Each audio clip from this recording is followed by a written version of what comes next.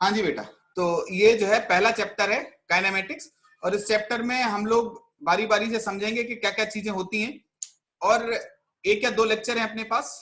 पहला टॉपिक है तो हम इसको 2 लेक्चर में कवर कर रहे हैं इजीली, ताकि सब कुछ समझ में आए। बाकी चैप्टर्स जो है हम नाम बताएंगे आपको चैप्टर का, आप पढ़ के आना। हम उन चैप्टर को अच्छे से बताने की, थोड़ा बहुत जितना जो हो सकेगा उतना बताने की कोशिश करेंगे।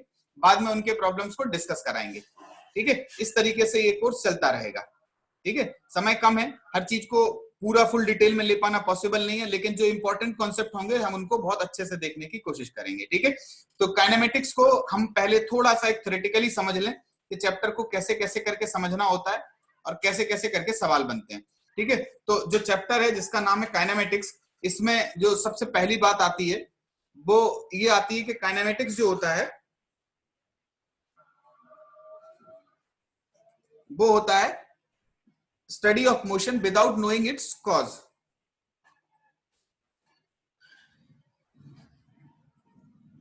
विदाउट कॉज, वजह नहीं जाननी है।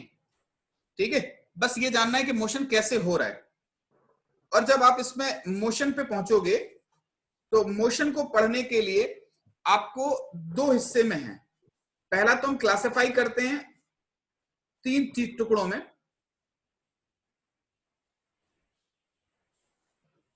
सबसे पहला होगा 1D मोशन, दूसरा 2D मोशन, और तीसरा हो जाएगा 3D मोशन। 1D मोशन मतलब motion in straight line, 2D motion मतलब मोशन इन अ प्लेन, और 3D मोशन माने स्पेस में मोशन। और जो मोशन है वो 2 टाइप से हम लोग पढ़ेंगे। सबसे पहले देखेंगे यूनिफॉर्म मोशन,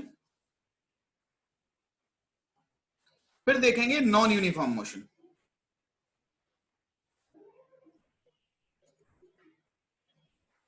ठीक है, नॉन यूनिफॉर्म में भी 2 तरीके के पार्ट कर लेंगे हम। एक यूनिफॉर्मली एक्सेलरेटेड और दूसरा नॉन यूनिफॉर्मली एक्सेलरेटेड।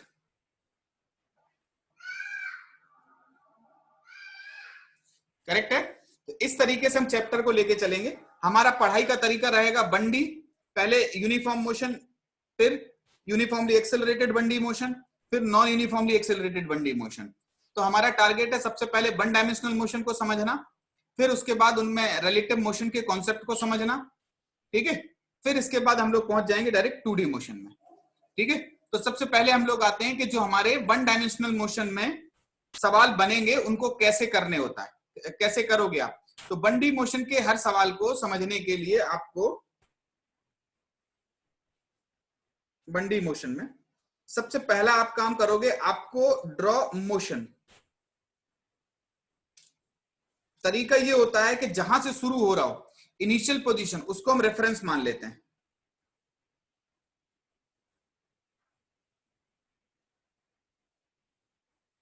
रेफरेंस का मतलब होता है x इक्वल्स टू 0 या s इक्वल्स टू 0, जो भी आप लिखना चाहो, यहां से आप अपना स्टार्ट करते हो।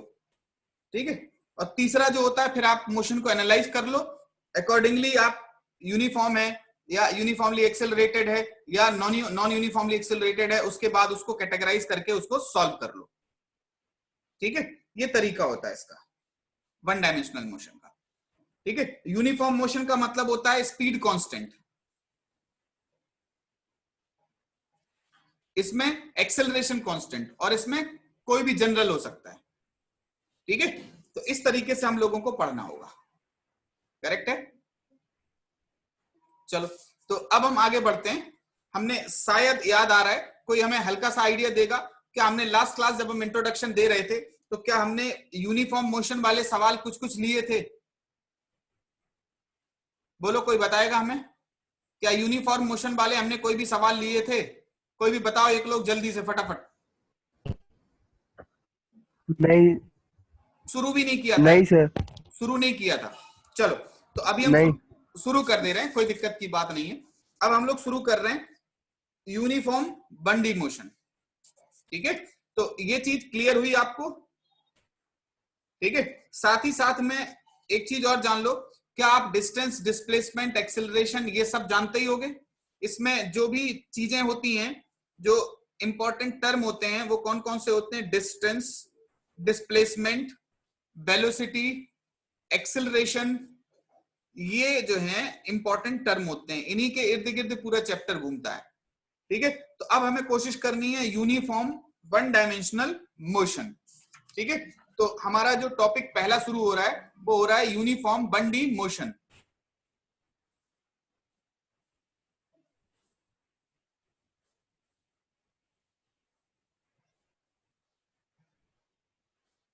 ये यूनिफॉर्म 1D मोशन है, मतलब आपको पहले मोशन को ड्रॉ करना है। ठीक है, सबसे पहले, और उसके बाद उस पे जो जो कुछ लिखा हुआ है वो आपको ड्रॉ करके आंसर्स बताने हैं। ठीक है, इसमें एक बात का ख्याल रखना कि स्पीड कांस्टेंट होती है। अगर डायरेक्शन नहीं चेंज हो रही, direction, if direction is not changing, this implies that, अगर डायरेक्शन नहीं चेंज हो रही है इसका मतलब है डिस्टेंस इक्वल्स टू डिस्प्लेसमेंट।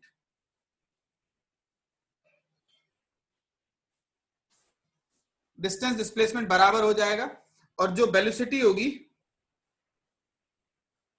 ठीक है, उसी का जो मैग्नीट्यूड होगा वही हमारी स्पीड हो जाएगी। ठीक है, ये तामझाम की बातें बहुत हो गई, एक सवाल करते हैं और सारी चीजें समझने की कोशिश करते हैं। एग्जाम्पल नंबर 0, एग्जाम्पल नंबर 0 ये है, हम आपको ये बता दे रहे हैं कि if a body moves half of its distance, ठीक है, एक बॉडी मूव कर रही है इस तरीके से along a straight line, that so that half of its distance covered with v1, next half of its distance covered with v2, and question is find average velocity। ये जो साइन होता है ये एवरेज का होता है, बताओ जल्दी से एवरेज वेलोसिटी क्या होगी।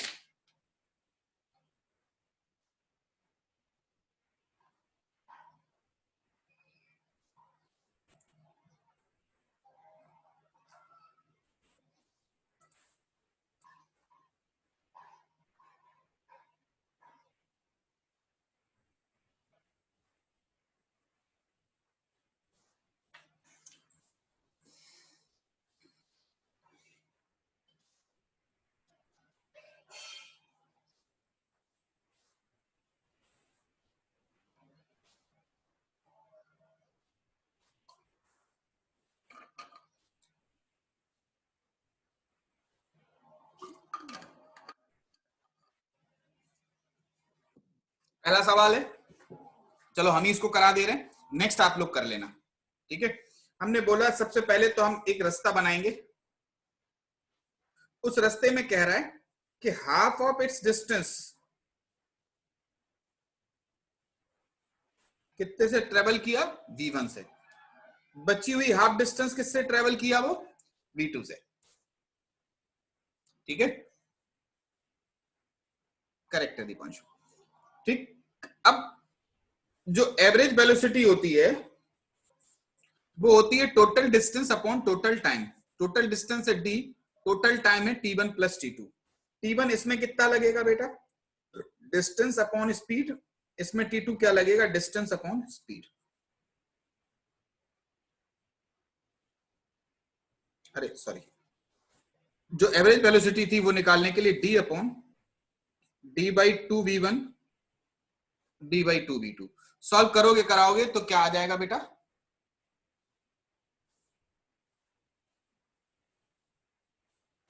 2v1 v2 upon v1 plus v2।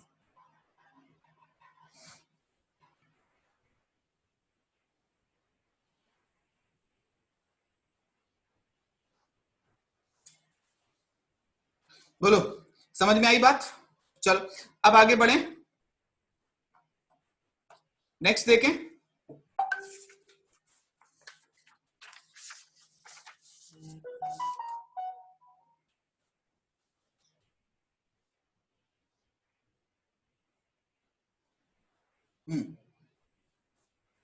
अब देखो हम नेक्स्ट देख रहे हैं, नेक्स्ट में है बेटा कि अगर ऐसा हो,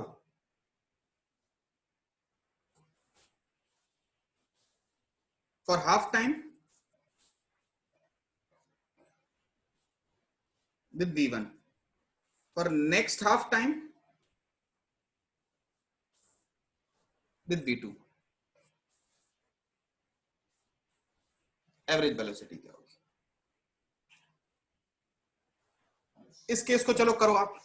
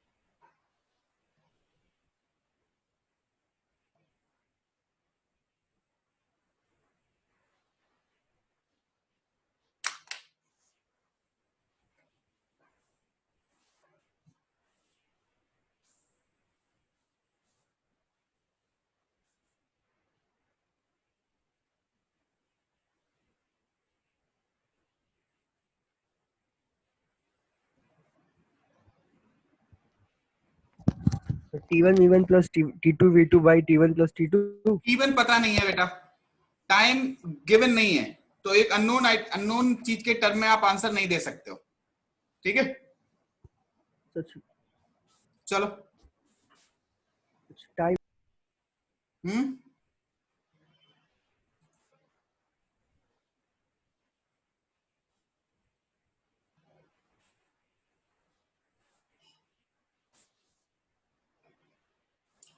देखें, देखो बेटा, ये है हमारा पाथ। इसमें क्या हो रहा है, इसमें आधे टाइम तक हम किससे चले, V1 से, आधे टाइम तक किससे चले, V2 से। ठीक, तो ये डिस्टेंस क्या हो जाएगा हमारा D1, ये हो जाएगा D2। ठीक, इनफैक्ट डिस्टेंस हम लिख ही दें, V1 into T/2, V2 into T/2। तो जो एवरेज वेलोसिटी हो जाएगी वो क्या हो जाएगी, total distance upon total time. Total distance कितनी है, V1 into T/2 plus V2 into T/2 upon total time T। T उड़ जाएगा, बचेगा कितना बेटा,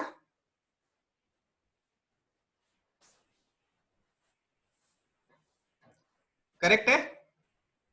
चलो अब एक क्वेश्चन और कर डालो।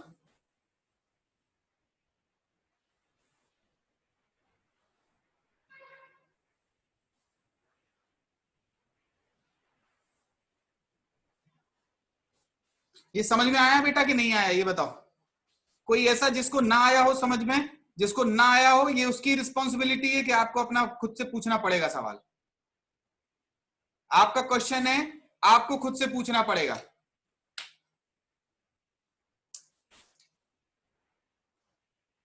बोलो, समझ में आया ये कि नहीं आया। चलो देखो, ना आए बेझिझक आप साउंड को अनम्यूट करो, अपनी बात पूछो, उसके बाद तुरंत म्यूट कर दो। करेक्ट है, चलो आगे बढ़े।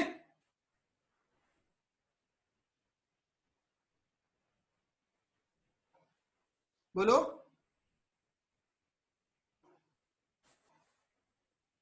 एक बार फिर बता दीजिए बेटा, इसमें क्या बताना है। इसमें सवाल ये कह रहा है कि आधे टाइम तक वो V1 से चला और नेक्स्ट आधे टाइम तक वो V2 से चला। आपको बताना है एवरेज स्पीड क्या थी।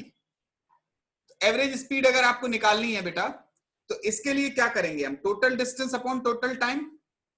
सबसे पहले तो आपको ये पाथ की इमेज बना, पाथ को पूरा ड्रॉ करना पड़ेगा।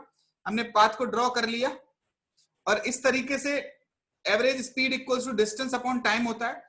डिस्टेंस कितना होगा, अगर ये V1 से आधे टाइम तक चला तो डिस्टेंस पहला वाला होगा V1 इंटू T/2, दूसरा हो जाएगा V2 into T/2 divided by total time. तो एवरेज स्पीड क्या हो जाएगी, V1 plus V2 by 2। T cut जाएगा दोनों तरफ से, ऊपर नीचे से। बोलो आगे बढ़े, नेक्स्ट देखें बेटा। नेक्स्ट एग्जांपल देखो, चलो एग्जांपल नेक्स्ट है।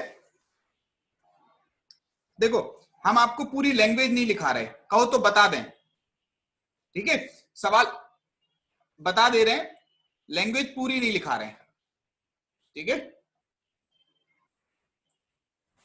देखो नेक्स्ट एग्जांपल इस तरीके से कह रहा है, ठीक है, कि हाफ डिस्टेंस वो कितने से चला, v1 से, ठीक। फॉर नेक्स्ट हाफ, आधे हाफ के लिए वो v2 और v3 for equal time interval,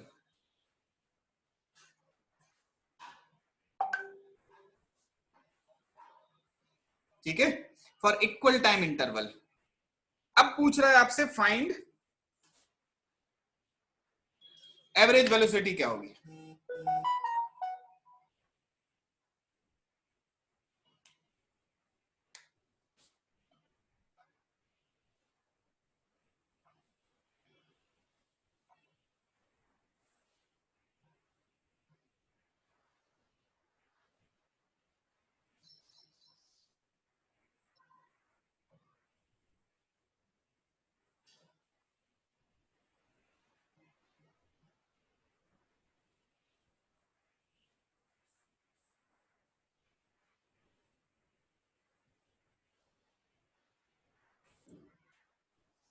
बताओ।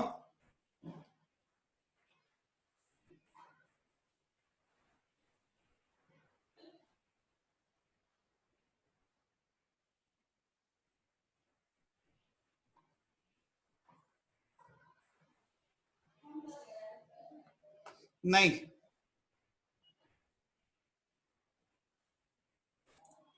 नेक्स्ट हाफ डिस्टेंस,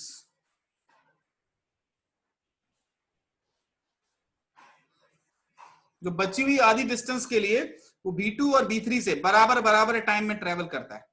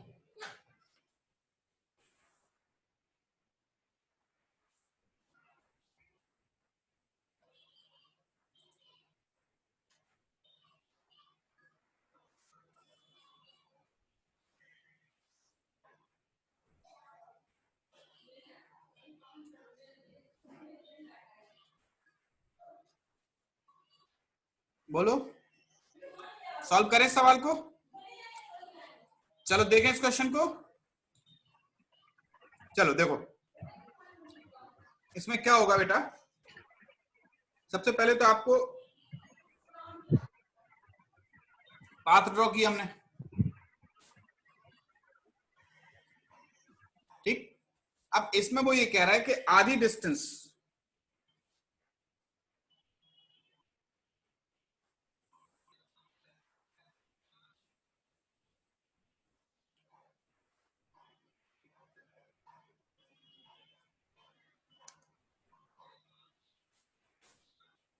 अब आधी डिस्टेंस के लिए उसने क्या चुना, b2 इंटू T2/2, ये डिस्टेंस हो जाएगी, और ये वाली कितनी हो जाएगी, v3 इंटू T2/2।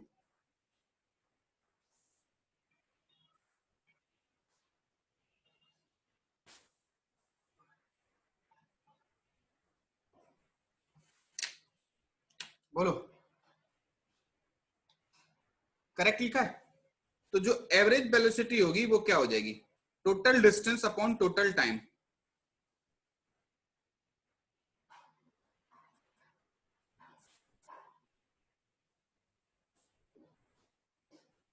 अब T2 कहां से निकालें? T2 निकालने के लिए बड़ा अच्छा तरीका है, क्या ये कह देना कि V2 into T2 by 2, V3 into T2 by 2, ये D बाई 2 के बराबर है। बाई टू उड़ गया, T2 इक्वल्स टू क्या आ जाएगा? D upon V2 plus V3।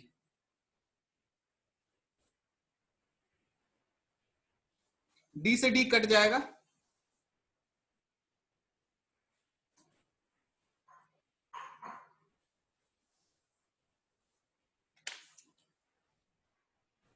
Correct था किसी का? किसी का सही था?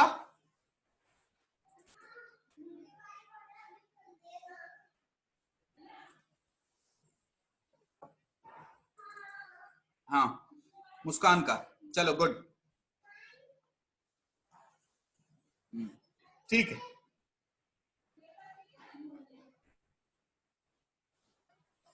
चलो आगे बढ़े।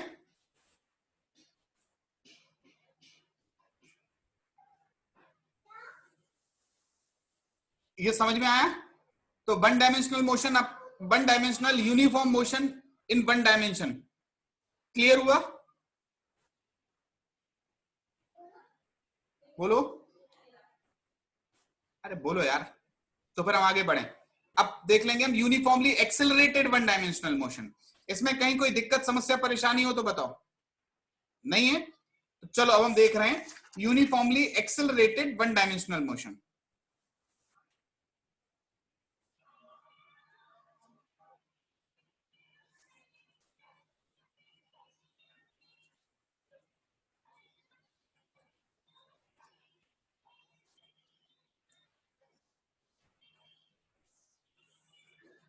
Uniformly accelerated one dimensional motion में इसमें क्या होता है? एक्सेलरेशन कांस्टेंट होता है।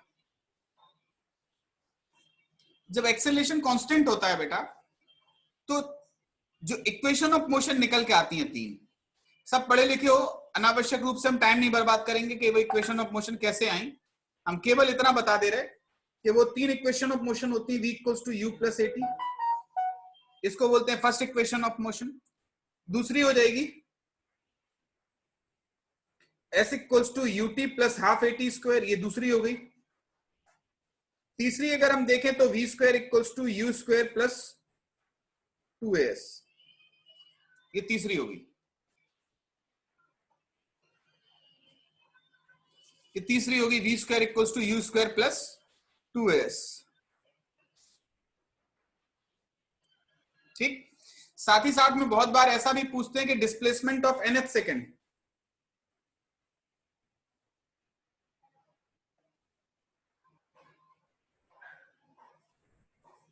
nth सेकेंड का डिस्प्लेसमेंट क्या होगा?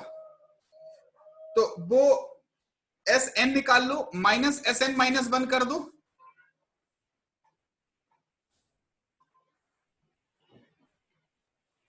और वो होता है U plus A by 2n minus 1।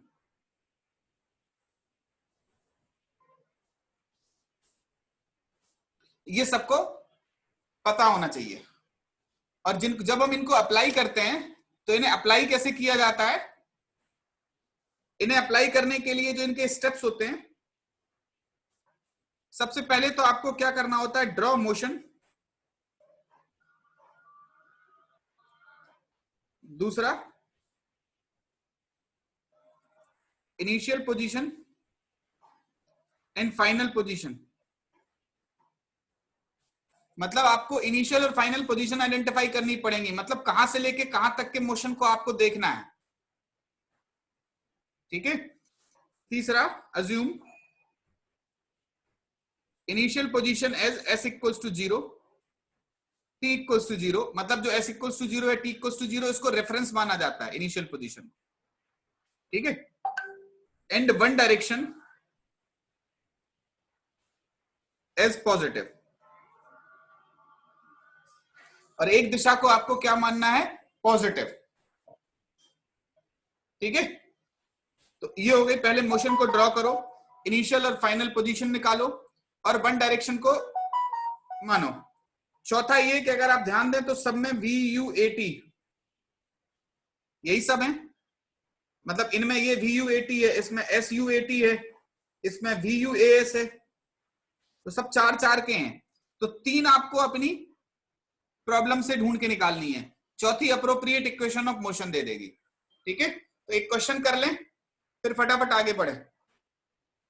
देखो एक क्वेश्चन बहुत सिंपल सा, हाँ एक दो बातें और बताना चाहते हैं बेटा,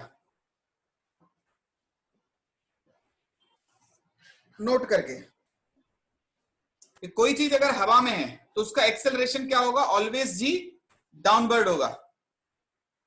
ठीक है, if a body is in air then its acceleration will be G downward।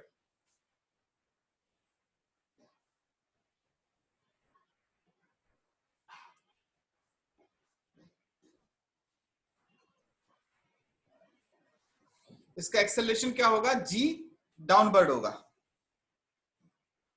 दूसरा है, अगर आप किसी मूविंग ऑब्जेक्ट से किसी चीज को छोड़ते हो, अगर आप किसी मूविंग ऑब्जेक्ट से किसी चीज को छोड़ते हो तो वो उसी मूविंग ऑब्जेक्ट की वेलोसिटी को पकड़ लेता है। ठीक है, जैसे आपने ट्रेन से सिक्के को छोड़ा तो सिक्का ट्रेन की वेलोसिटी पकड़ लेगा, लेकिन क्योंकि सिक्का हवा में है तो उसका एक्सेलरेशन होगा हमेशा G डाउनवर्ड। उसका एक्सेलरेशन क्या होगा, ऑलवेज G डाउनवर्ड। लेकिन जिस टाइम पे आपने उसको ड्रॉप किया किसी ट्रेन से तो वो उसी ट्रेन की वेलोसिटी को पकड़ लेगा। ठीक है, तो दूसरा है, if a body is dropped from a moving body it will acquire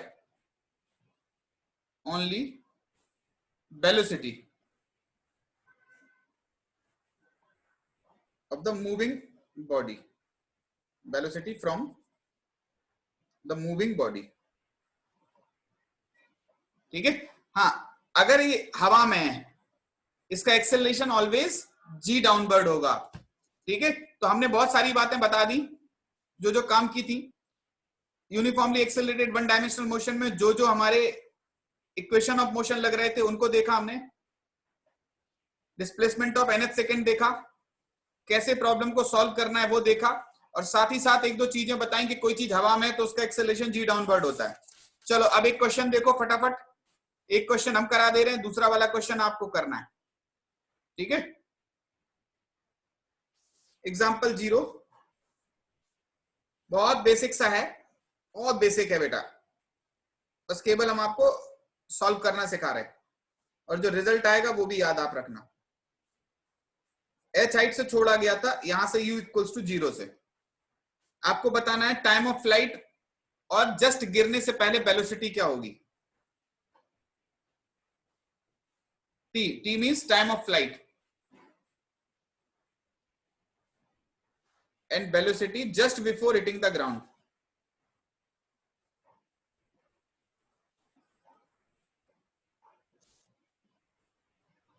ठीक है, तो सबसे पहला काम हम क्या करते हैं बेटा जब इस तरीके के सवाल होते हैं, तो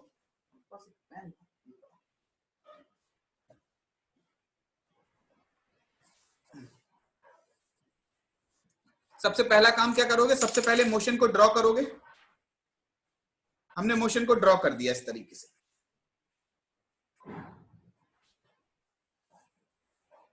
ये था इनिशियल, ये हो जाएगा फाइनल। ठीक है, ये इनिशियल ये फाइनल, और यहीं से आपको शुरू करना है और एक डायरेक्शन को पॉजिटिव मानना है। हमने नीचे वाली डायरेक्शन को पॉजिटिव मान लिया। 3 क्वांटिटीज बताओ इससे related, u equals to 0, s equals to h, a equals to g, सब प्लस में है क्योंकि सब नीचे की तरफ है। अगर आपको टाइम चाहिए तो आप इन चारों के लिए कौन सी इक्वेशन लगाओगे, s equals to ut plus half at square, s की जगह h रखा, u की जगह 0, t plus half gt square, तो t की वैल्यू निकल के आएगी √2h/g। ये सबको याद होनी चाहिए। याद है, शाबाश, याद नहीं है याद कर लो। ठीक है। और गिरने से पहले अगर आपको वेलोसिटी चाहिए v, तो ये चारों का मिला के जो इक्वेशन बनेगी वो कौन सी होगी, बोलो क्या है? वी यू, अरे ये क्या है यार, v VUAS, v square equals to u square plus 2as। ठीक है, सॉल्व करो, यहां से क्या आया, v इक्वल्स टू, v की जगह क्या लिख देंगे हम, v स्क्वायर, u की जगह 0 square 2gh, v equals to root under 2gh हो जाएगी। ये भी याद रख लेना चाहो तो, ये उतना इंपॉर्टेंट नहीं, लेकिन अंडर रूट 2h/g। जब आप किसी बॉडी को ड्रॉप करते हो तो h हाइट तक गिरने में जो टाइम लगता है वो अंडर रूट 2h/g होता है। करेक्ट है। अब एक एग्जांपल आप लोग करो,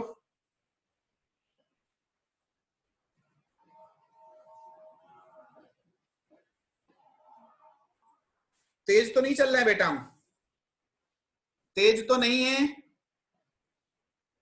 स्पीड ज्यादा तो नहीं है, यस सर, नो सर, ठीक है, चलो ठीक है, ये पहला चैप्टर है।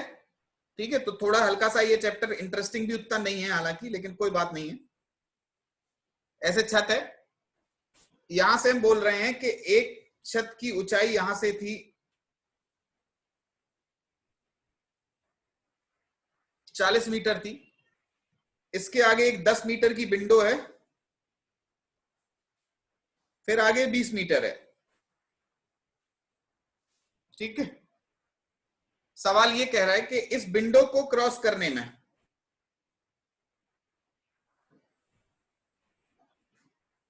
इस विंडो को क्रॉस करने में कितना टाइम लगेगा।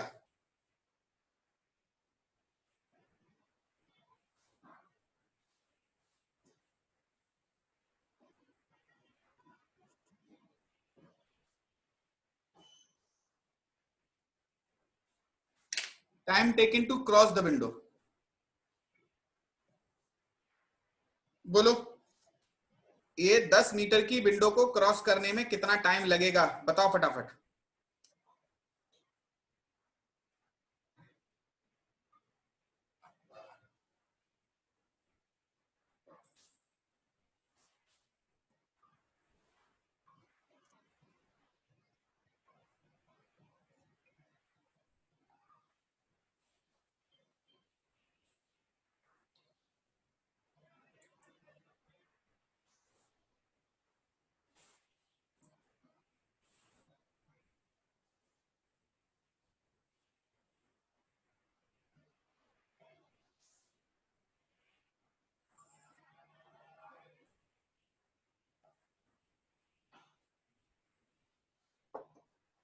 गलत है शिवानी, √10 रॉन्ग है। इस 10 मीटर की विंडो को क्रॉस करने में कितना टाइम लगेगा।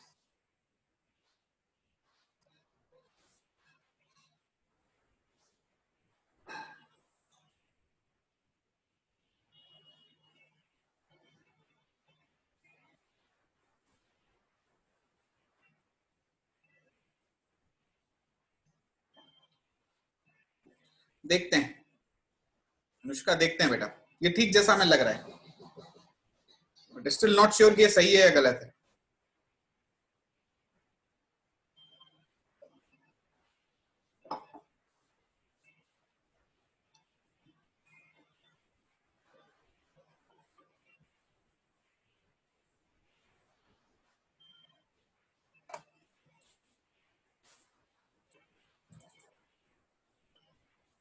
नहीं विवेक, √2 भी ठीक नहीं है।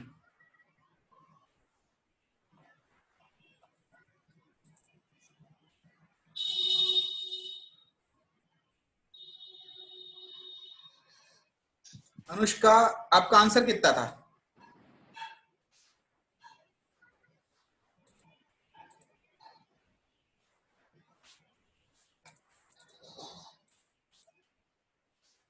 ये हो सकता है सही हो, गलत नहीं है, हो सकता है ठीक हो।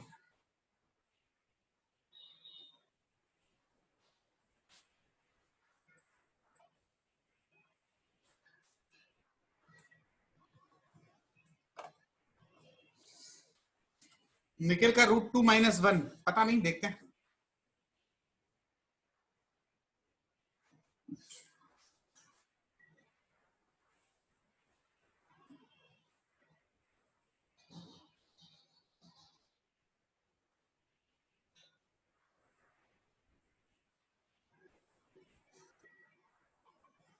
चलो देखो,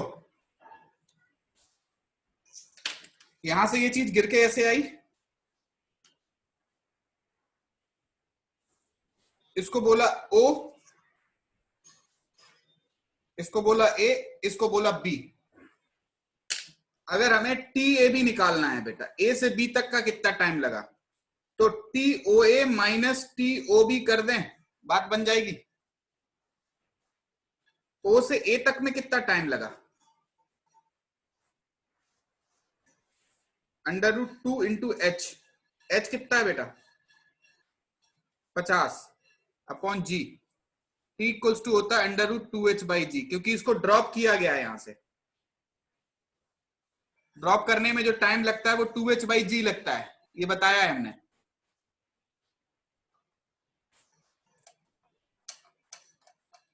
बोलो, तो 2h बाई जी हो गया माइनस अंडर रूट 2, ओ भी कितना है बेटा,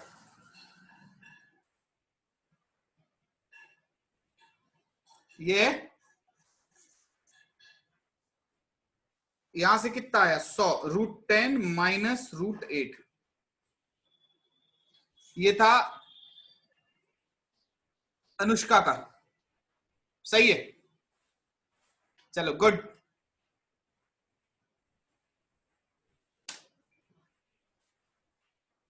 ठीक है, चलो आगे बढ़े,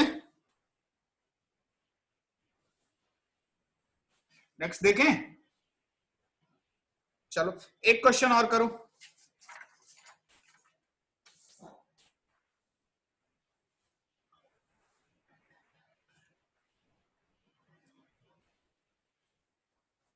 एक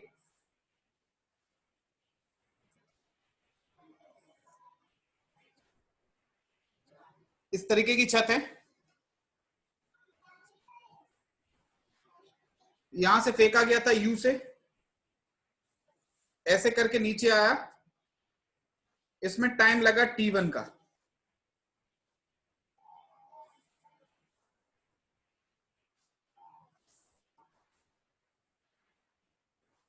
दूसरे को यहां से फेंका गया था सेम वेलोसिटी यू से, नीचे आने में टाइम लगा T2 का, तीसरा ये है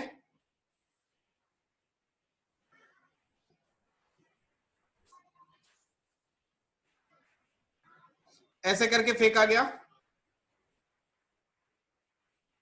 u इक्वल्स टू 0 से, सेम वेलोसिटी u से ऊपर फेंका गया था, सेम से नीचे फेंका गया था, इसमें टाइम लगा T0 का। आपको प्रूफ करना है T0 equals to root under T1 T2। चलो प्रूफ भी करना है और याद भी रखना है, ठीक है, चलो करो बेटा।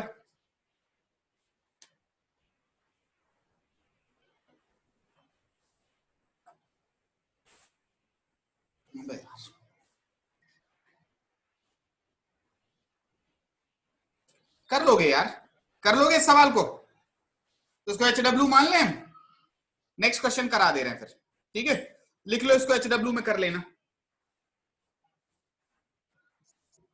एक क्वेश्चन अभी हम और करा दे रहे हैं,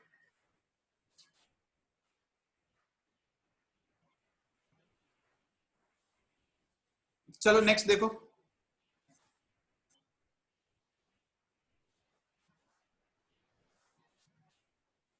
लिख लिया था इसको सबने, HW है,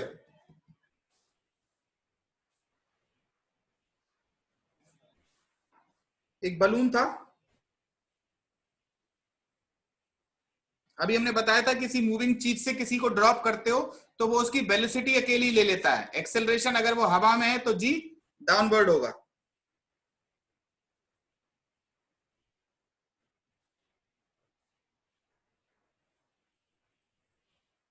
इसको ड्रॉप किया ऐसे करके,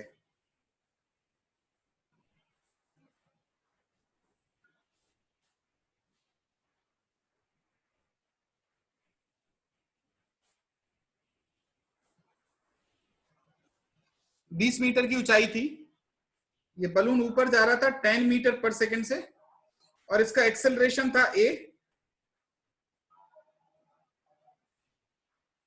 2 मीटर पर सेकेंड स्क्वायर। इसने इसको ड्रॉप किया। If a particle is dropped from the balloon, तो जैसे ही ड्रॉप करोगे ये पार्टिकल क्या ले लेगा, बलून की वेलोसिटी ले लेगा, एक्सेलरेशन नहीं लेगा। एक्सेलरेशन हवा में है तो जी डाउनवर्ड होगा। सवाल ये कितनी देर बाद जमीन पे आ जाएगा।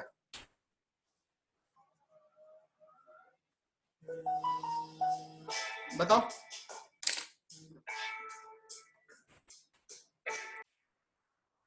चलो बताओ, time after which particle will hit the ground. Time after which particle will hit the ground, यानी कि उसका टाइम ऑफ फ्लाइट बताना है आपको।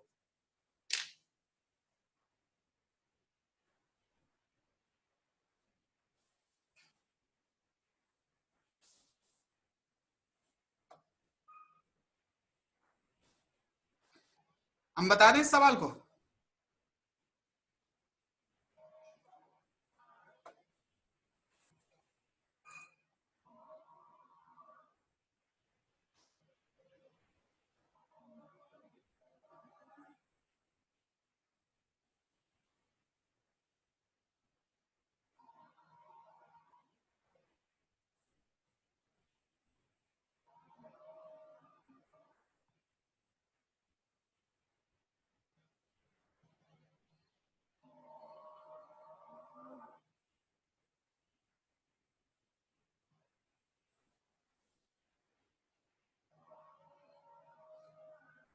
अनुष्का, एक सेकेंड, चलो देखते हैं।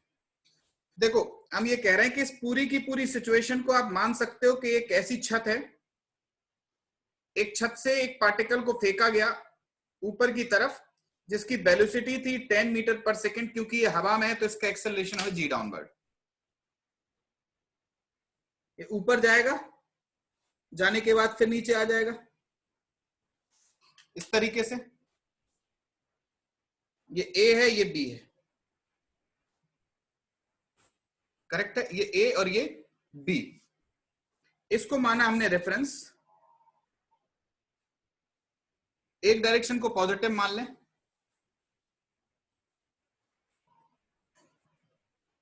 एक डायरेक्शन को पॉजिटिव मान लें। अब देखो, हमें अगर लगाना है तो हम क्या लगाएंगे, फ्रॉम ए टू बी क्या क्या दिया गया है। u equals to -10 metre per second, a equals to 10 metre per second square plus sign के साथ, s इक्वल्स टू 20 है, 10 नहीं है, 20 मीटर नीचे की तरफ है। तो पूछा जा रहा है t, फॉर्मूला क्या लगा देंगे, s equals to U T plus half A T square. लगाओ और बताओ क्या आ रहा है आंसर।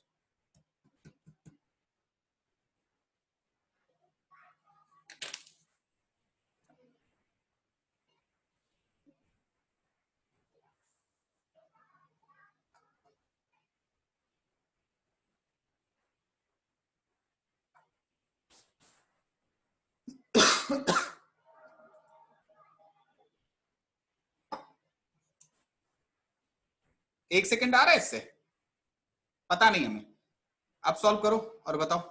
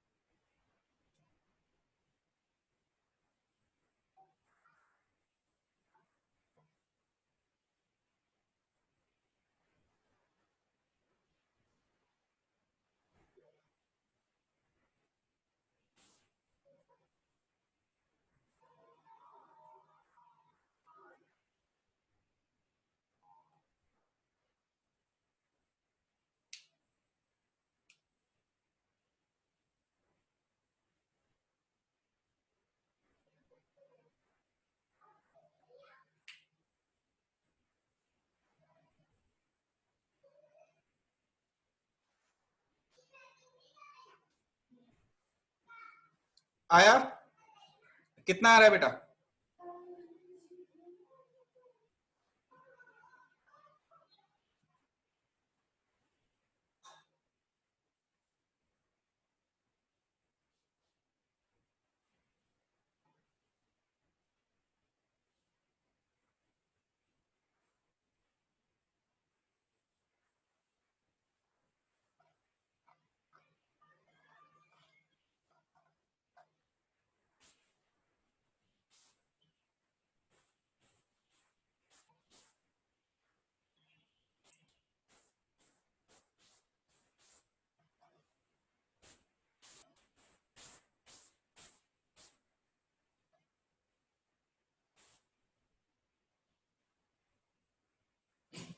अबे इतनी देर लगेगी यार, बिल्कुल पगला गए हो सब। इक्वेशन लिखी है, सॉल्व करने में 20। अच्छा, ये आंसर सबने लिख दिया, 2-3 लोगों ने, ठीक ठीक ठीक। तीनों के आंसर अलग अलग है। यू की जगह क्या लिखेंगे हम? -10t 5, T square -2t -4 equals to 0। ठीक है, श्रीधराचार्य लगा लो। अरे b plus root under B square, minus लोगे नेगेटिव आ जाएगा, बी स्क्वायर 4ac, 16 4 20, 4 5 1 प्लस √5। क्या हो गया यार जनता को?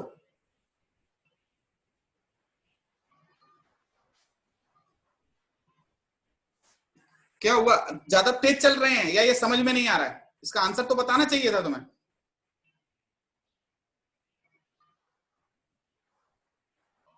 चलो एक क्वेश्चन और करो फिर हमने ये होमवर्क दिया, ये गलत दिया। चलो ऐसे ही सेम एक क्वेश्चन और करो, चलो।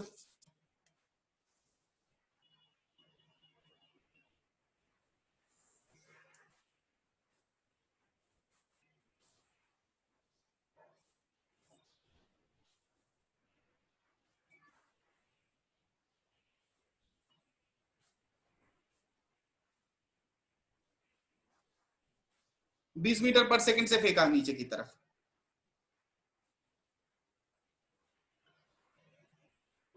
बताओ टाइम ऑफ फ्लाइट।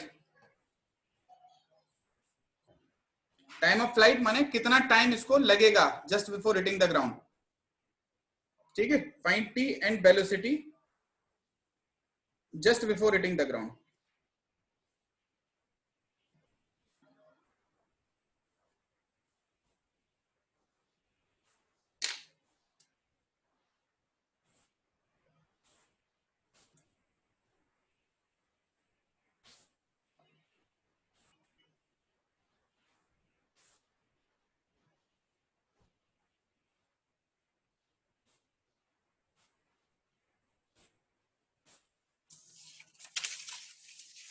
चलो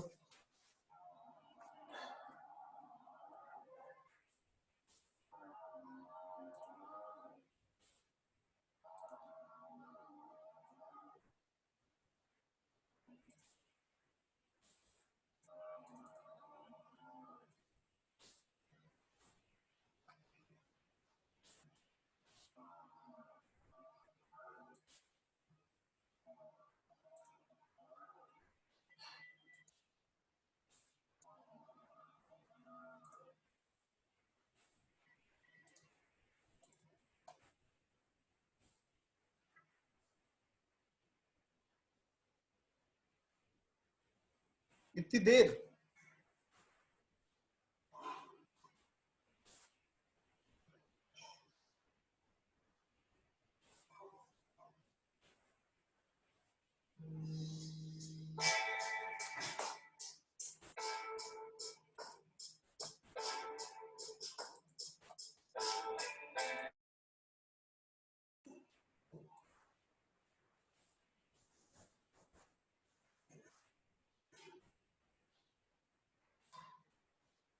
कितनी देर लग रही भाई?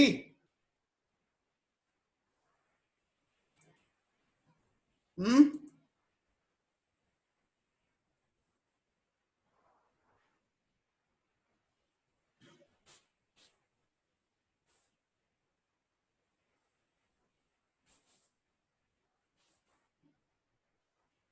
चलो देखो इधर। अच्छा वैसे भेजा है बेटा, मुस्कान ने भेजा है, अनुष्का, हाँ भेजे भेजे, दो तीन चार बच्चों ने भेजे, चलो नहीं होगा दे, ठीक है। चलो देखो इधर, यहां से यहां की तरफ आई, ये है ए वाला पॉइंट, ये है बी वाला पॉइंट, यहां से नीचे की तरफ हमने डायरेक्शन को पॉजिटिव मान लिया। u इक्वल्स टू ए 20, s इक्वल्स टू ए 40, a इक्वल्स टू ए 10 मीटर पर सेकेंड स्क्वायर, और t तुमको चाहिए, रख दो s equals to ut plus half at square, जो भी आएगा। हालांकि आंसर सबके अलग अलग आ रहे हैं, और ये चीज जो है अच्छी बात नहीं है, ठीक है। कोई बात नहीं है, घबराओ नहीं, इत्मीनान से तसल्ली से करो, ठीक है। चलो करो इसको, s की जगह रख दो 40, 20t plus half into 10 into T square, तो T square plus 4t minus 8 equals to 0। T की जगह क्या लिखोगे अब आप, T equals to -4 plus root under 4 square plus 32/2। पूछना नहीं, ये श्रीधराचार्य, गणित वाले बच्चे हो सब, ठीक है। तो -4 plus root under 4 square plus 32/2, T की जगह क्या हो जाएगा बेटा, -2 प्लस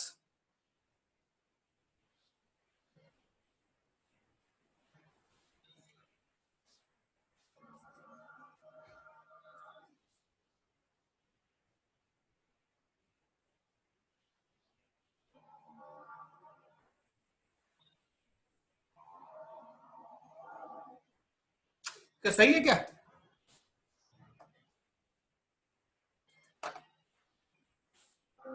गुड, चल ठीक है। इसका मतलब थोड़ा थोड़ा आ रहा है समझ में ये, ठीक है।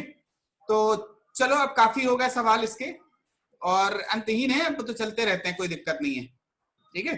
कोई दिक्कत परेशानी नहीं है, ठीक। हमने बेसिक बेसिक चीजें बता दी हैं, ठीक। अब आता है non uniformly accelerated 1D motion, हो तो इसमें कुछ सवाल करा दें, अब बस हो गए, पर्याप्त है यार, अंत नहीं है यार चीजों का, ठीक है। अब हम देख रहे हैं non uniformly accelerated 1D motion, उसको कैसे करोगे।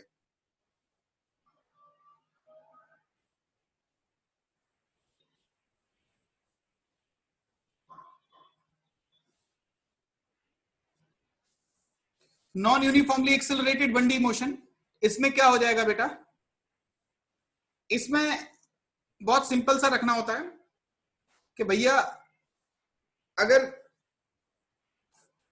कहीं से कोई पार्टिकल यहां से शुरू हो रहा है, हम इसको जनरली एस इक्वल्स टू 0 मानते हैं, किसी पार्टिकल का डिस्प्लेसमेंट अगर समय के हिसाब से वेरी कर रहा है, इसका मतलब है टी इक्वल्स टू 0 पे पार्टिकल कहां था, -9 पे, मतलब पीछे था। टी इक्वल्स टू 1 पे कहां हो गया, +9 कर लो, टी इक्वल्स टू 0 पे 9 पे था, टी इक्वल्स टू 1 पे कहां हो गया, 13 पे हो गया। इस तरीके से डोल रहा है पार्टिकल, ठीक है, यानी कि इसकी पोजीशन टाइम के हिसाब से वेरी कर रही है। तो इस टाइप के केसेस में हम लोगों को देखना होता है कि अगर हमें कहीं position as a function of time दी गई हो और कोई पूछ ले वेलोसिटी, तो ये वेलोसिटी हो जाती है ds/dt, डिफरेंशिएशन सबको आता होगा। और अगर एक्सेलरेशन चाहिए तो एक्सेलरेशन हो जाता है dv/dt। बहुत सारे लोग इसमें होशियारी भी करते हैं, a इक्वल्स टू dv/dt लिखते हैं और होशियारी से ds का ऊपर नीचे मल्टीप्लाई डिवाइड कर देते हैं, दोनों को एक्सचेंज कर देते हैं, और a आ जाता है कुछ इस तरीके का, ds/dt इंटू dv/ds। तो ये क्या बन जाता है, a इक्वल्स टू, ये वाली चीज ds/dt को वेलोसिटी बोलते हैं, v dv/ds। तो यहां पे जो समझने वाली चीज है, s से अगर आपको v में जाना है या v से एक्सेलरेशन में जाना है, तो कौन मदद करेगा, आपका डिफरेंशिएशन, ठीक है। तो बहुत बार जब फंक्शन टाइम के रिस्पेक्ट वगैरह में दिए जाते हैं, और आपको एस से भी वी से ए जाना होता है, तो आप ये चलते हो। ठीक है, बहुत बार ये वाली जो इक्वेशन आई है ये हमें बड़ी पसंद है, अक्सर इसमें फंस जाते हैं हम। ठीक है, भूल जाते हैं, तो इस वाले से भी कई बार बड़ा काम बनता है। तो चलो इसको देखें हम लोग।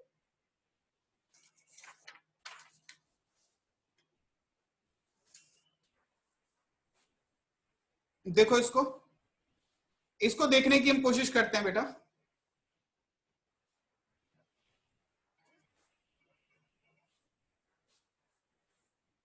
चलो इसको देखें हम। तो एक बात समझो बेटा,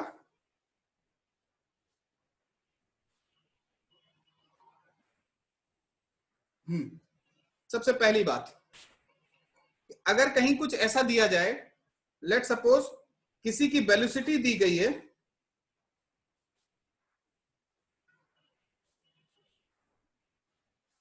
रूट एस, एस माने डिस्प्लेसमेंट है, वी माने वेलोसिटी है। अक्सर ये एक्स वगैरह में भी दी जाए तो कोई एतराज नहीं है। ठीक है, तो ये V equals to root S दिया गया था, हमसे पूछा जाए कि फाइंड एक्सेलरेशन। बताओ जल्दी से इसका एक्सेलरेशन क्या होगा।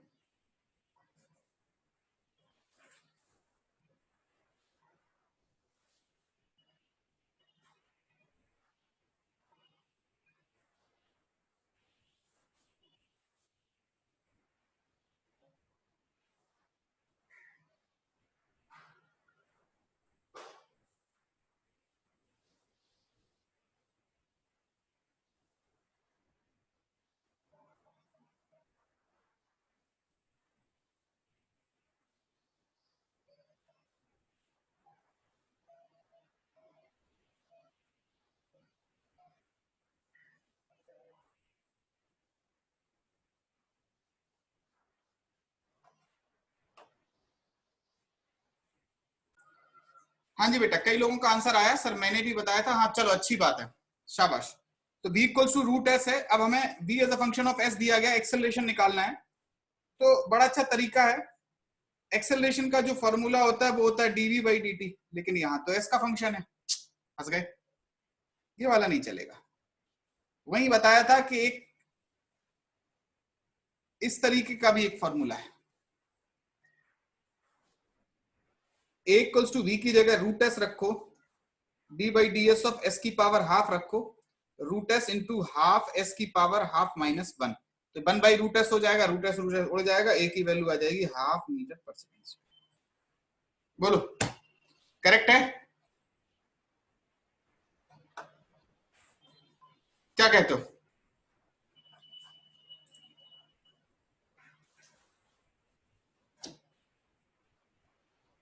चलो आगे बढ़े।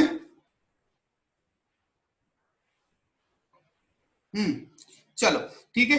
अब बहुत बार ऐसा भी होता है कि अगर आपको उल्टा चलना है, उल्टा चलने का मतलब है ए से वी पे आना है या वी से एस पे आना है, तो हम किसकी मदद लेते हैं, इंटीग्रेशन की।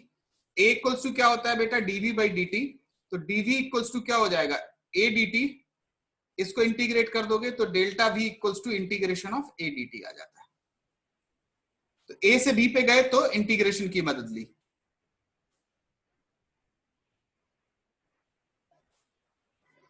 या v से आपको v as a function of time दिया जाए, s equals to dv by dt होता है, dv इक्वल्स टू क्या हो जाएगा, s dt, इसको इंटीग्रेट कर दें। अबे क्या लिख दिया, उल्टा लिख दिया, v equals to ds by dt, तो ds equals to v dt।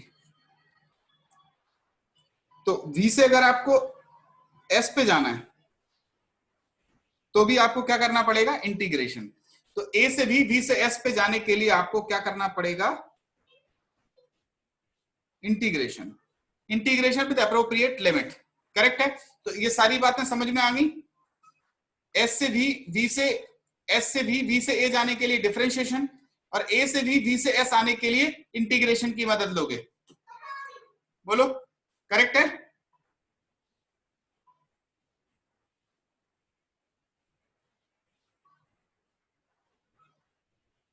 नहीं करेक्ट है? ठीक है सब? उत्कर्ष ओके है बेटा सब? चलो, तो ये आ गया हमारा, ये हमने पूरा देख लिया वन डायमेंशनल मोशन। अब आते हैं टू डायमेंशनल मोशन पे। हाँ लगे हाथ तो एक चीज और बता दें हम, relative motion in one dimension. ठीक है?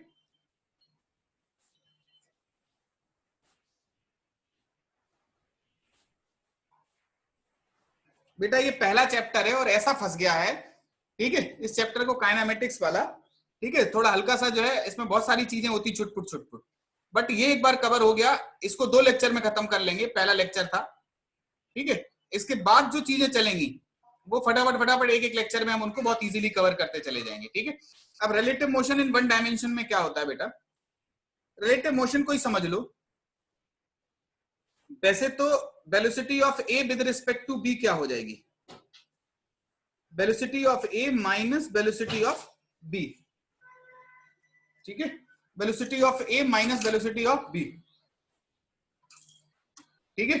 अब देखो यहां से अगर हम बढ़ें, ठीक, तो एक छोटी सी बात बता रहे हैं आपको, इसको थोड़ा सा समझ लो। एक ही कॉन्सेप्ट है, पूरी रिलेटिव मोशन में एक ही कॉन्सेप्ट है, उससे बड़े आराम से सवाल बन जाते हैं। ठीक है? विद रिस्पेक्ट टू ग्राउंड अगर कोई चीज ऐसी है,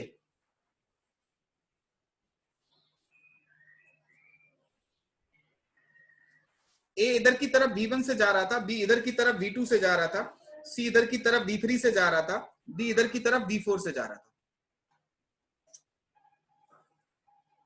ये कब का सीन है? जब आपने कहां से देखा था? जमीन से। लेकिन होता क्या है कि जिस चीज पे आप बैठ जाते हो, ये जब भी कभी विद रिस्पेक्ट टू जैसा शब्द मिले, इस विद रिस्पेक्ट टू का मतलब होता है, सर मेरी वॉइस नहीं जा रही? क्यों, हमारी आवाज आ रही है? सब ओके? क्यों बेटा, किसी को ऐसा है जो हमारी आवाज नहीं आ रही हो? क्लियर है हमारी आवाज? एक बार बोलो।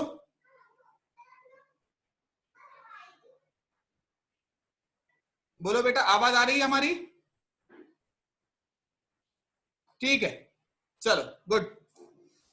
V1 V2 V3 V4 ये जा रहे थे ऐसे करके। अब हम बात कर रहे हैं, एक शब्द होता है जिसमें विद रिस्पेक्ट टू होता है। ये विद रिस्पेक्ट टू का मतलब क्या होता है? जैसे कहीं भी लिखा हो विद रिस्पेक्ट टू कार, तो इसका मतलब होता है कार पे बैठे हुए इंसान को कैसा दिख रहा होगा। विद रिस्पेक्ट टू बस लिखा हो कहीं, इसका मतलब है बस पे बैठे हुए इंसान को कैसा दिख रहा होगा। बात समझे? विद रिस्पेक्ट टू जिसके भी नीचे लगा हुआ है, जिसके भी आगे लगा हुआ है, उसका मतलब है वहां से बैठ के चीजें कैसी दिख रही होंगी। ठीक है? तो अगर इसमें लिखा हुआ विद रिस्पेक्ट टू ग्राउंड, इसका मतलब है जमीन से ये 4 चीजें ऐसी चलती हुई दिख रही थी। वहीं पे अगर कोई ये पूछ दे विद रिस्पेक्ट टू ए क्या होगा, कहा यह जाता है कि जिस चीज पे आप बैठ जाते हो, जैसे आप कार पे बैठ गए, तो कार आपको रेस्ट में दिखने लगेगी, और उसी के साथ जो उसके आसपास की चीजें हैं वो सब मोशन में आ जाएंगी। मतलब जैसे आप जब कार में बैठोगे, कार के नीचे जब खड़े थे तब आपको कार चलती हुई दिख रही थी, जमीन में खड़े रहोगे तो जमीन रेस्ट पे दिखेगी और कार चलती हुई दिखेगी। पेड़ भी जमीन के साथ जुड़े हुए हैं तो रेस्ट पे दिखेंगे। लेकिन जब आप कार पे बैठ गए, ठीक है, जब आप कार पे बैठ गए तो आपको क्या दिखेगा? कार रेस्ट पे दिखेगी और अगल बगल की चीजें आपको मोशन में दिखाई देंगी।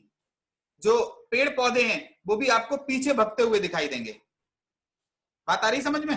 ठीक है? तो आप जिस पे बैठ जाते हो वो रेस्ट में दिखता है और बाकी सब मोशन में। तो विद रिस्पेक्ट टू ए की बात अगर हम करें, ये ए है, ये बी है,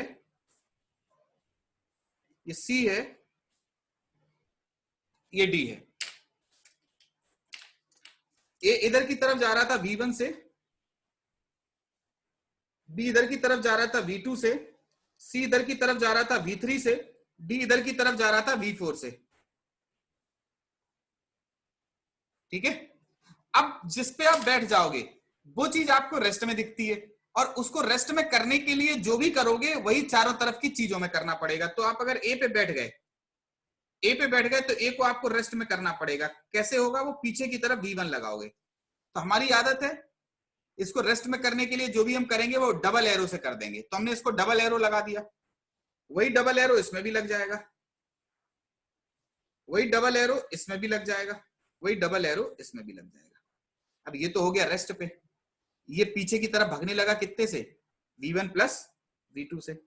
ये इन दोनों के रिजल्टेंट की तरफ यानी कि इधर की तरफ भागने लगेगा, और ये इन दोनों की रिजल्टेंट यानी इधर की तरफ भागने लगेगा।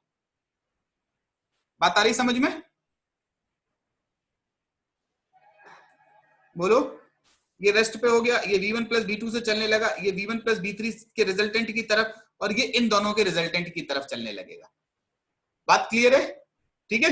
तो इतना सही है बस रिलेटिव मोशन में। ठीक है। अब देखो इस पे सवाल कैसे कैसे बनते हैं, उन सवालों को देखो।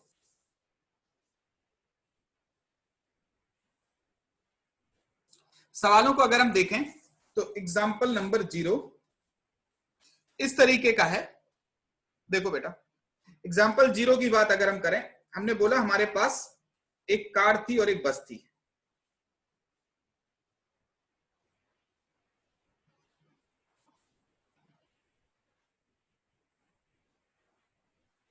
ये चल रही थी 20 मीटर पर सेकंड से। एक बस थी आगे,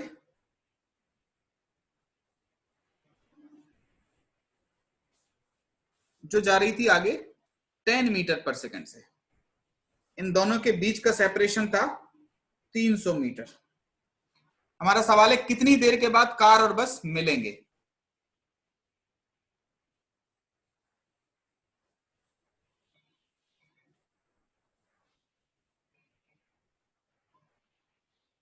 कार एंड बस विल मीट। चलो करो।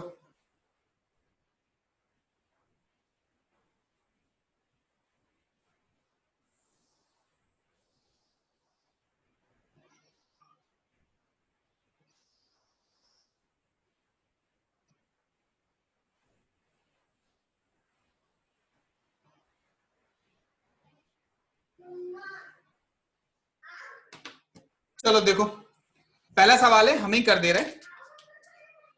आप एक काम किया करो, ये डबल एरो का फायदा ये होता है कि हमें दो डायग्राम नहीं बनाने पड़ते, और हम बहुत आसानी से पता कर लेते हैं कि कहीं अगर हमारा कोई तीर छूट जाता है तो। विद रिस्पेक्ट टू या तो बस देखें या कार देखें। देखो जब भी कभी दो चीजें चल रही हो तो दो चीजों को एक साथ चलते हुए देखना थोड़ा मुश्किल होता है, और अगर एक चीज पे बैठ जाओगे तो वो चीज रेस्ट पे आ जाएगी, तो दूसरी चीज देखना बहुत आसान हो जाएगा। तो विद रिस्पेक्ट टू कार बात करें या विद रिस्पेक्ट टू बस बात करें? बोलो। विद रिस्पेक्ट टू बस बात कर ले रहे हैं। विद रिस्पेक्ट टू बस का मतलब जब आप बस पे बैठोगे तो बस आपको रोकनी पड़ेगी, उसके लिए 10 मीटर पर सेकंड पीछे लगाओगे, वही 10 मीटर पर सेकंड आप यहां भी पीछे लगा दो। अब देखो अगर हिसाब से देखो तो ये आ गई रेस्ट पे, और ये कितने से चलेगी? 20 माइनस 10, 10 से। तो परिस्थिति ऐसे थी कि आप ऐसे खड़े हुए दिखोगे, और यहाँ पे कोई ऑब्जेक्ट है इस तरीके से आ रहा है 10 मीटर पर सेकंड से, ये डिस्टेंस है 300 मीटर। टाइम कितना लगेगा बेटा? Distance upon velocity. डिस्टेंस चलना है इसको 300, और वेलोसिटी कितनी हो गई? 10, यानी कि 30 सेकंड में ये कवर कर लेगा। बोलो समझ में आया बात? हाँ या ना? ये क्लियर हुआ? अगर इसमें एक्सेलरेशन भी होता तो वेलोसिटी को अलग बैलेंस कराते और एक्सेलरेशन को अलग से बैलेंस कराते। ठीक है, चलो एक सवाल देख लो, उससे क्लियर हो जाएगा ये। ठीक है, पलट दें अब हम इसको, पलट दें। चलो ठीक है बेटा, देखो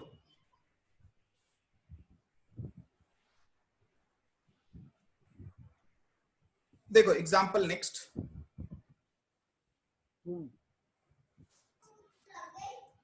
एग्जाम्पल नेक्स्ट में ये है कि एक रोड है, इस रोड पे एक कार है,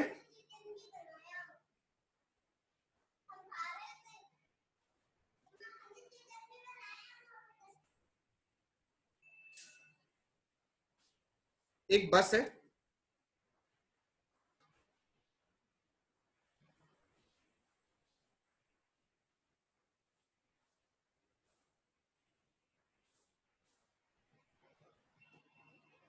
ठीक। कार की लेंथ है 10 मीटर, नहीं 5 मीटर ले लो,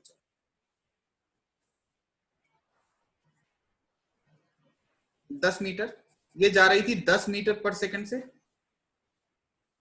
ठीक है। सबसे पहला सवाल आपको बताना है, फाइंड टी ओवरटेक, मतलब time taken during the process of overtaking. जो ओवरटेकिंग की प्रोसेस है उसमें कितना समय लगेगा। अबे ये बस के आगे कार सर से निकल जाएगी तो कितनी देर लगेगी ओवरटेकिंग करने में, सबसे पहला। और दूसरी चीज है find length of road used.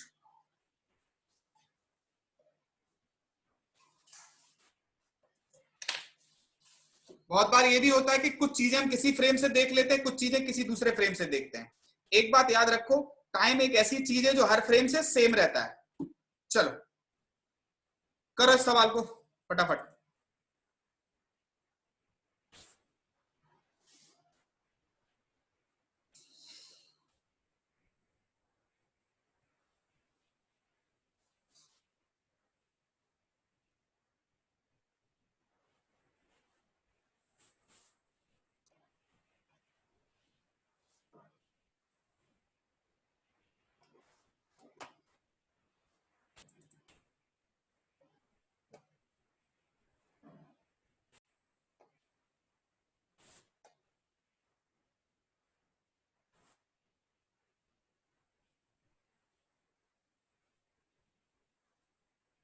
So 1.5 second.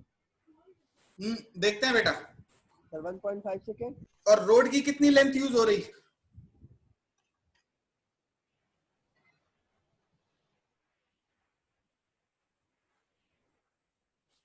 Anushka, कितनी लेंथ यूज हो रही रोड की बेटा?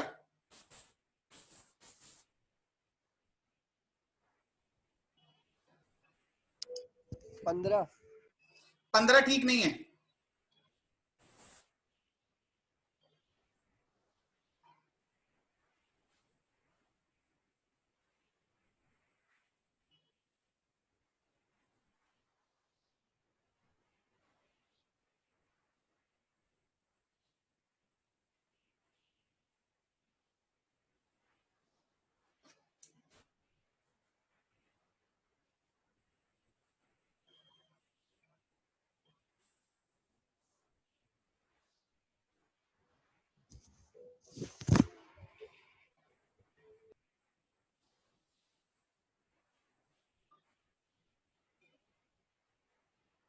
सर 10।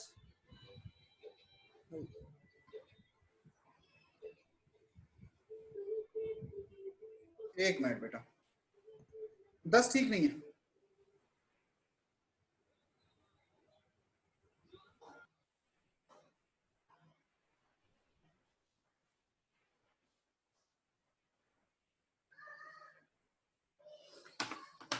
चलो देखते हैं इसको, लेंथ ऑफ रोड यूज्ड और टी ओवरटेक। तो बेटा सबसे पहले तो देखो, दो दो चीजों को चलते देखने से बेटर है एक चीज पे चल के देख लें, ठीक है। हालांकि ओवरटेकिंग में क्या हो रहा होगा, पहले जरा ये जानने से पहले थोड़ा समय निकाल लें कि टाइम कितना लगेगा ओवरटेकिंग में, ठीक है। तो हमने बोला इस सवाल को विद रिस्पेक्ट टू कार देख लो या विद रिस्पेक्ट टू बस देख लो। अब कार पे देखोगे तो बस पीछे आएगी, बस पे देखोगे तो विद रिस्पेक्ट टू बस। तो बस पे बैठ जाओ, बस को रोकोगे 10 मीटर पर सेकंड से, कार को भी मिल जाएगी 10 मीटर पर सेकंड। अब कार कितने से चल रही है बच्चा? 10 मीटर पर सेकंड से। और ओवरटेकिंग शुरू कब होगी? शुरू जब होगी, कोई और कैप मिले, मिल गई, ये है देखो सुनो, ये थी बस, बस को आपने रोक दिया, अरे यार बस दिखाई नहीं रही,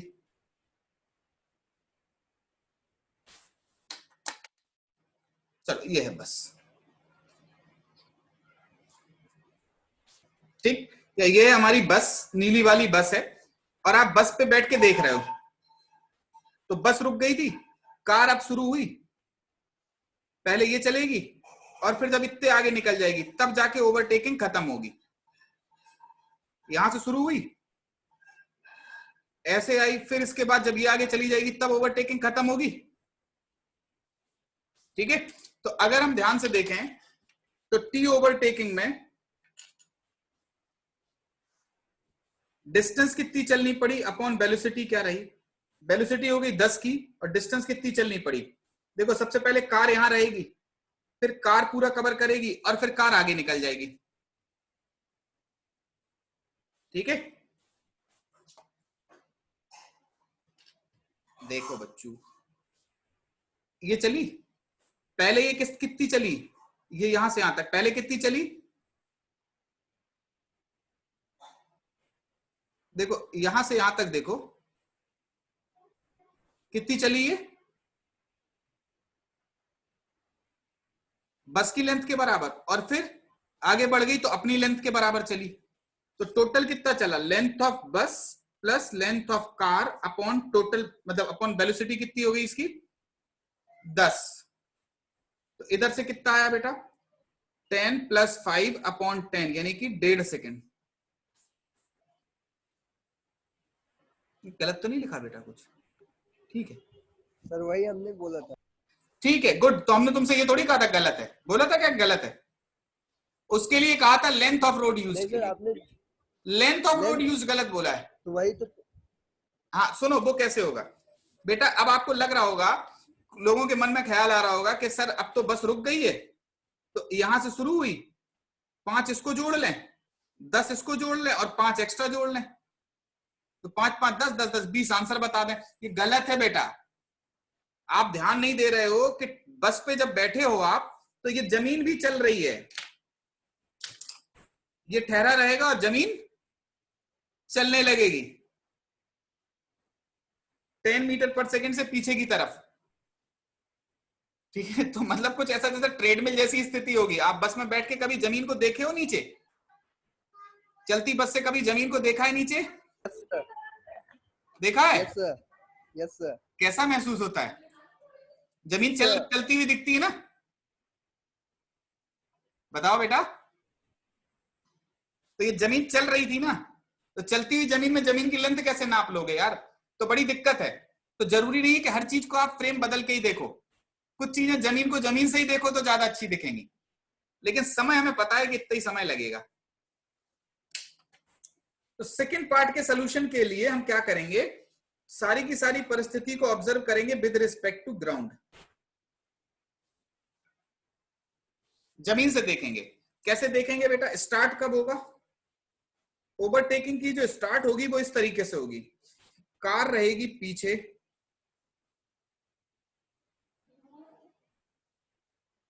और बस रहेगी आगे।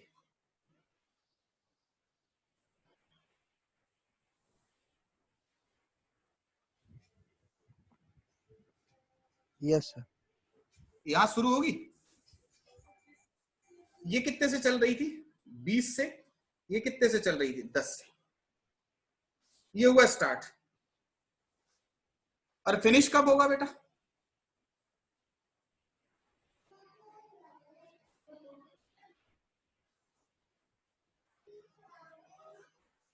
और फिनिश तब होगा जब ये बस हो जाएगी पीछे और कार आ जाएगी आगे।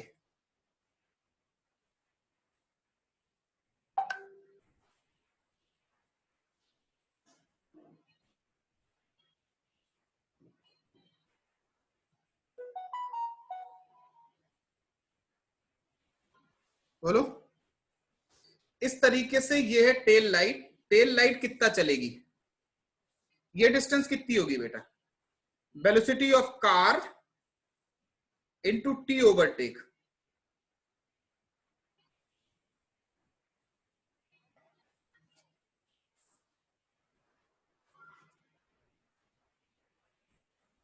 ये होगी लेंथ ऑफ कार। बोलो।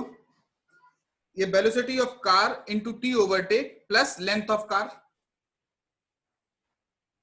यही तो हो गई लेंथ। रोड की इतनी लेंथ इस्तेमाल हुई प्लस इतनी हुई, तो जो लेंथ ऑफ रोड है वो velocity of car into T overtake plus length of car. ये कितनी है बेटा? 20 इंटू 1.5 प्लस कितनी है बेटा? ये 5। तो कितना आ गया यहां से? 20 इंटू 5, 20 इंटू दिस, तो 30 प्लस 5 35 मीटर। बोलो सर, करेक्ट है? हाँ या ना?